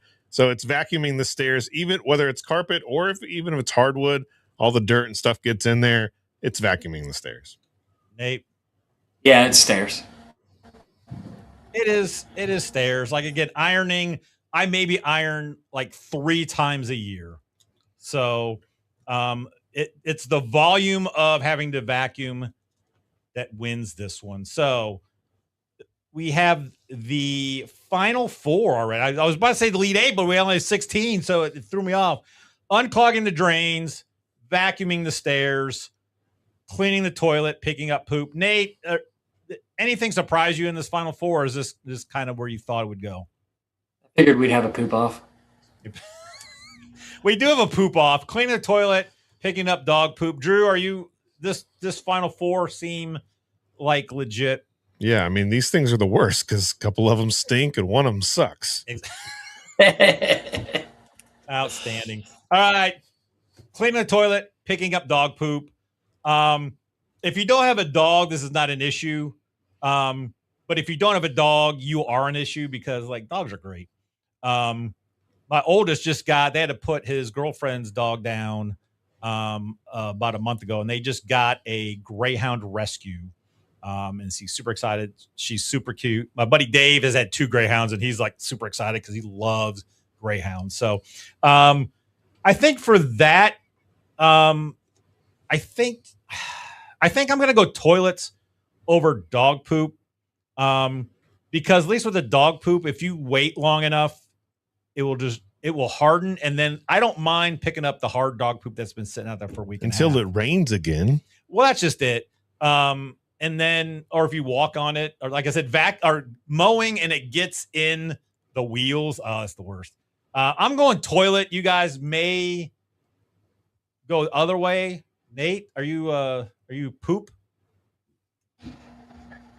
These are the two worst. This should have been the finals. The thing is with the dog poop, that's where they're supposed to go. They don't know any better. You got it. It comes with having the dog.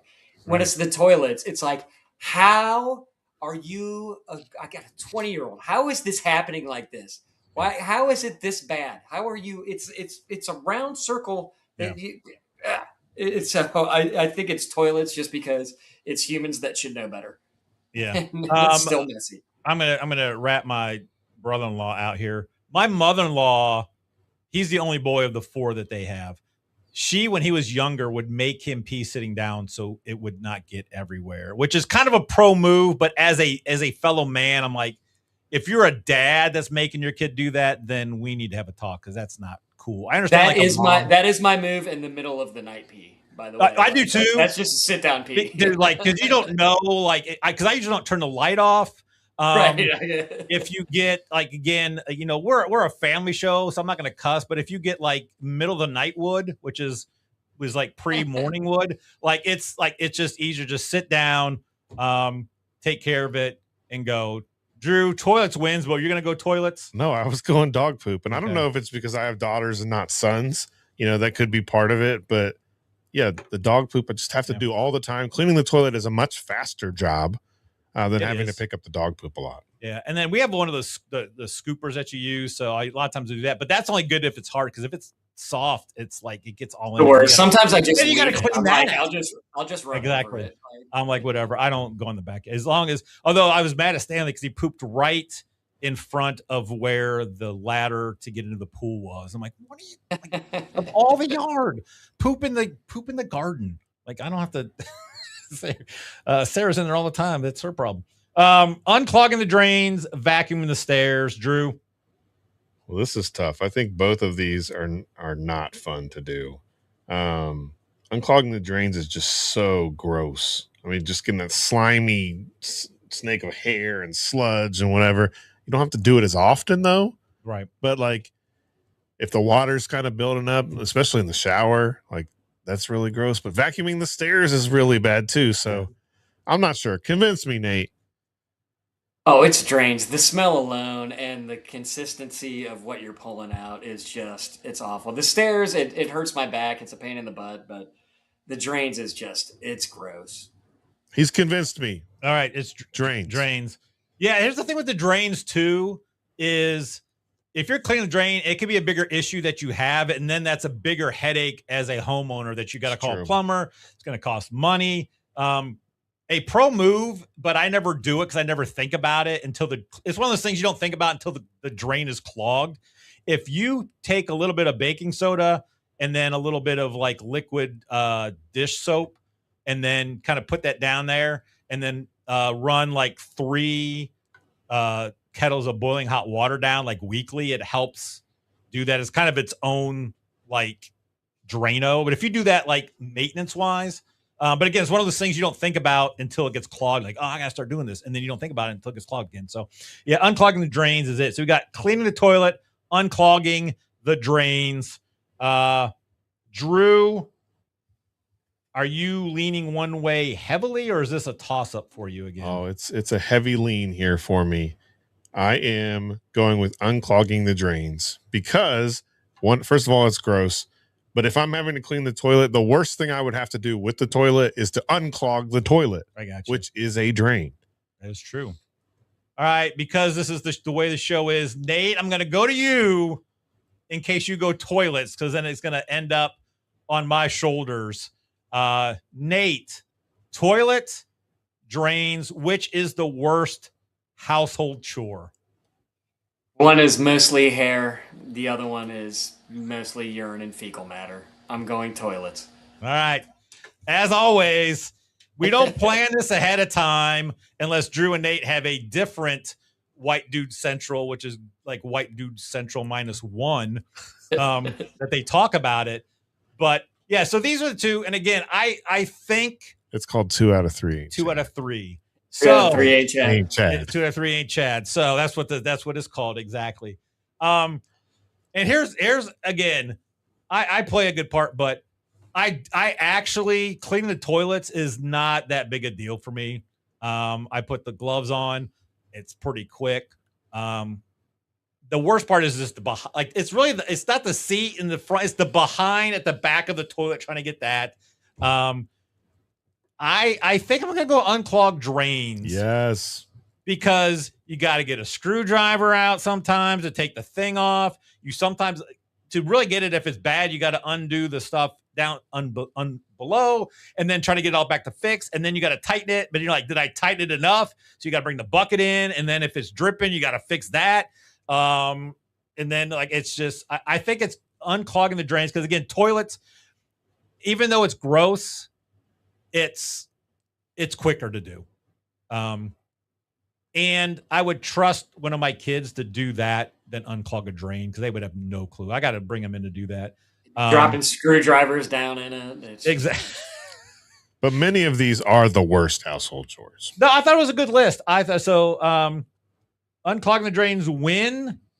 If I had, you know what I'm going to do? Because I don't care if it's like laws and stuff. I'm going to play because I was going to do a song that I was going to make up because there's a song by the Ruddles, which is an Eric Idle like Beatles mockumentary like Spinal Tap. I was going to do my own #1 song. I'm going to start doing this because this is just the way it is. So, and cleaning the toilets didn't win, so we're not doing a #2 song. We're not doing it. Hey. Unclogging drains, you are the worst household chore champion.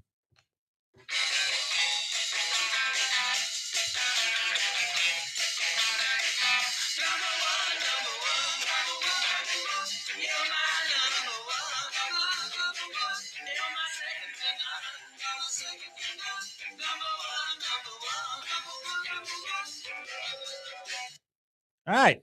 So Eric Idle, Ruddles, please, Eric Idle, for if you're watching, first of all, hit the like button. Second, subscribe. But third, don't get mad. Don't get mad at me because I defended your honor when a content creator went to Disney and gave the Figment ride a 0.5. And I said the Figment ride is at least a 1. And I know you were on the Figment ride. We bought a Figment doll. Xander in Upward one year would wear these Figment socks that were pink and had Figment with the horns. And it was great because I know people that did not know his talent would see him come out and was like, what's this guy? And then he's just destroying you in Figment socks, which was fun. And like safety glasses that he wore because he wanted to get. Did that really happen? What? Like with the socks? Yeah, he would wear. He wore 2 socks. He wore one, and then he wore the Figment socks over it. Are you sure it wasn't a figment of your imagination? Hey. Outstanding. All right, I will have a drop for that later on for the #1. And it's so hard. It'd be so hard for me to have a thumbnail ready to go. I'd have to have like 4 of them, and then it'd be surprised. So I thought it was a fun show. I'm loving that we're talking football. I cannot wait till the season starts. We can start doing predictions and just talking football is the best.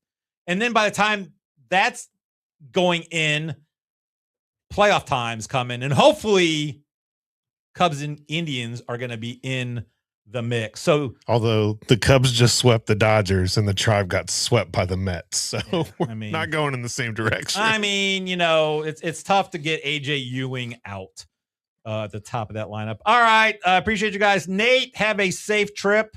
Let me know if they have a Bigfoot statue in there because that would be phenomenal.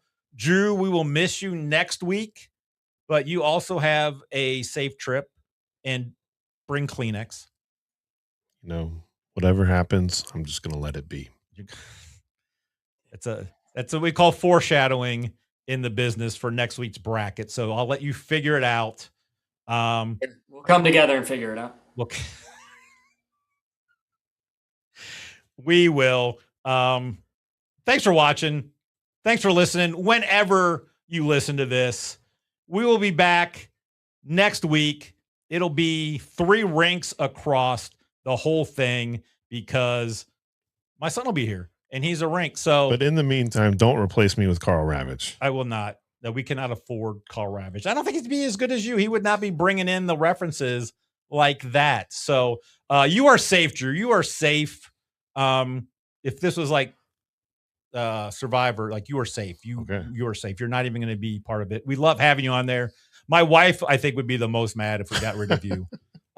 She would probably rather this show get rid of me and keep you and Nate. Oh, Kelly's the same way when she watches. She's like, I like Drew. He's funny. I'm on it too, Thanks, honey. Kelly. He's an honorary Rink brother because Superfly just does not even listen to our show. All right, that's it. Enjoy your weekend, everybody. We will see you next time here on March Chadness. And now I gotta find. I was so like excited and stuff. See, this is just not good. This is not the one I want. Is it the one? Am I gonna hit the one I want? Which one is it? Is this it?